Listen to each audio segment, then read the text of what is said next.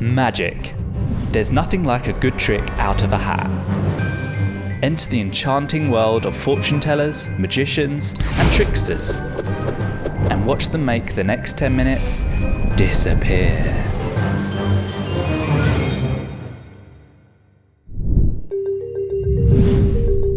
It's like a symphony of manipulating and spinning and flipping the cards in your hands. It's like each move inspires the next and you're not even thinking about it. The cards are dancing between the hands. They're spinning around, they're flipping over, they're doing things you wouldn't even expect them to be doing. It's just so surprising, almost magical.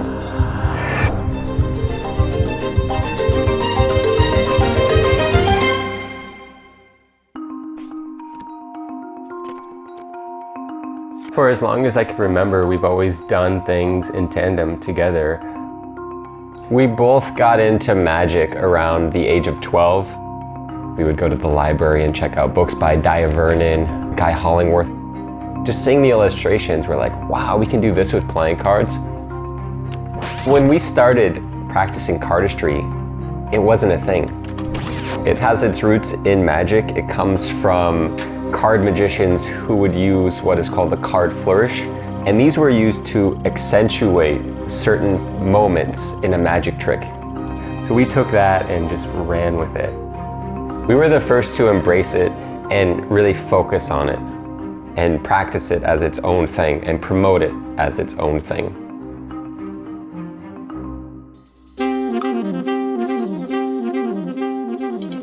Cardistry is very much like skateboarding. You know, we practice these tricks until we have them down perfect. You know, we see other tricks and we're like, oh, we gotta learn that. You have 52 playing cards and the possibilities to maneuver those around are endless. You can hold a deck of cards in your hand and it's one solid block. Now imagine lifting up another block, so now you have two. Well, what can you do with those two blocks in your hands? Well, you can create more blocks, and we call those packets, and you can start maneuvering and spinning and flipping those packets between your fingers. It's hard, like it takes a lot of dexterity. It's all practiced, it's all rehearsed, and when you're truly a master, you can just start doing things on the fly and you don't even have to think about it.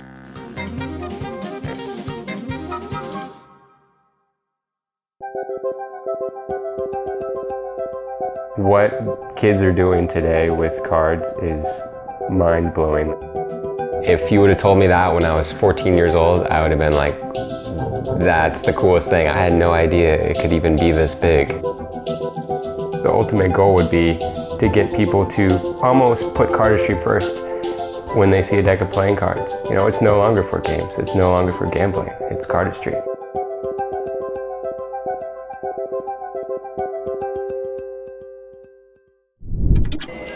Remember Zoltar, the fortune teller from the movie Big? The mysterious machine turned a young boy's wish into reality.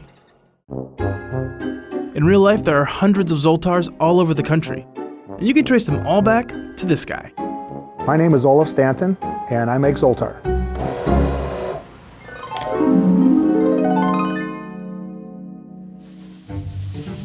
Olaf runs Characters Unlimited, a company that makes animated talking characters. And one of those machines is the fortune teller. The fortune teller is probably one of the oldest games there is. It's been around since the turn of the century. Perhaps the most famous one is Zoltar. But just to be clear, they didn't make the one from the movie Big. The Zoltar in the movie Big was basically a movie prop. It was never made to be a manufactured game.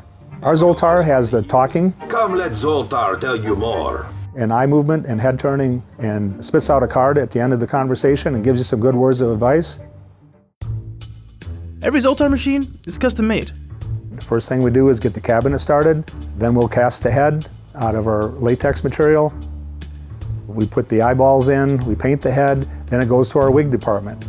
Zoltar's goatee is put on, the teeth are put in, which are actually my teeth. Wait, they're your teeth? Yes, they're actually my teeth. I actually made a mold on my teeth, so every Zoltar you see out there has my teeth in them.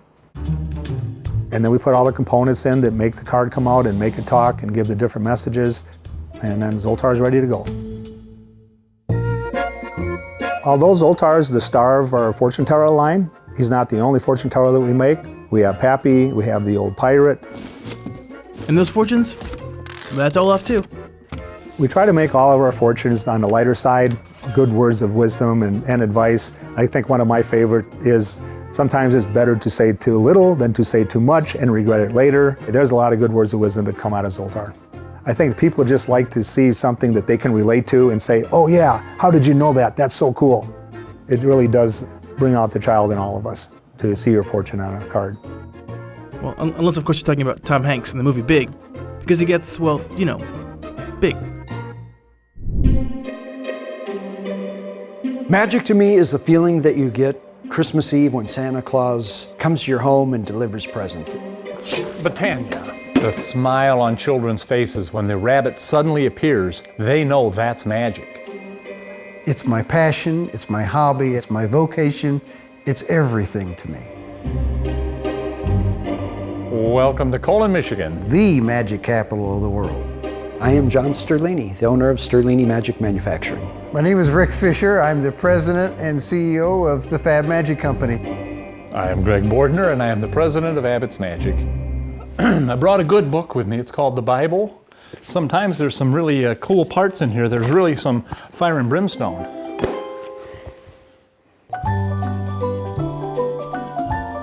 There are 3 magic shops in Colon, Michigan, and we're about 3 blocks apart. Directly next to me is Fab Magic, and Abbott's Magic is located 1 block west of us. There's a lot of little things here in Colon. There are top hats in the street with flowers blooming in them. We have 1 pizza parlor, we have 2 gas stations. We only have 1 blinking light.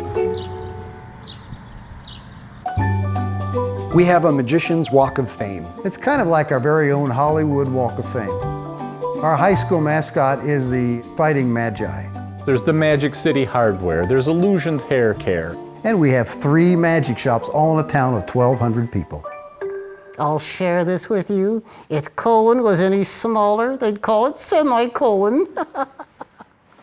Bad joke, yes, bad joke.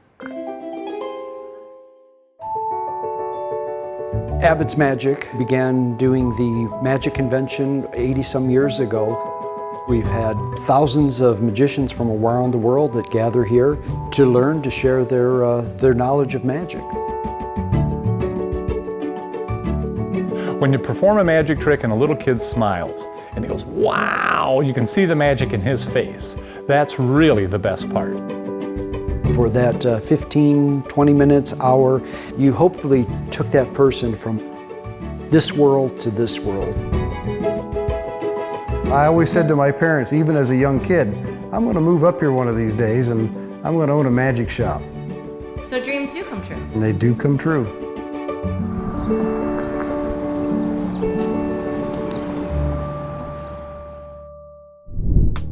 It starts with a yes or no question. Does she have a crush on me? Will I pass the test? Will the Mets win the World Series? While they may not have always predicted the truth, Magic 8 Balls are actually inspired by a real-life clairvoyant. Do you want to hear your fortune? In the 1940s, Mary Carter was a popular medium, best known for her mysterious fortune-telling invention. It was called the Psycho Slate, essentially a chalkboard with a cover. When the clients would visit, Mary would ask a question to the spirits. The room would fill with the sound of scribbling, and then, just like poof, magic, Mary would reveal answers from another world mysteriously written on the chalkboard. Mary's son, Albert, was inspired by his mother and created his own truth-seeking device. But this time, you didn't need a psychic to tell you your fortune. He put a pair of worded dice inside a tube filled with molasses. Each end was clear so you could read the answers. Sound familiar? Albert hit the streets. He partnered with a couple local businessmen and opened a novelty company where they specialized in the miracle home fortune teller. After he died, Albert's partners took over and redesigned the project numerous times. They ended up with a crystal ball-like shape with a die in the middle, and a billiards company took note. They needed a promotional item, so they replaced the crystal ball with the iconic black 8 ball. The promotion was so successful that they rebranded the Magic 8 Ball, this time marketing it as a fortune-telling toy. Today, kids are still using Magic 8 Balls to ask for their fortunes. And for that, you can thank Mary the Clairvoyant.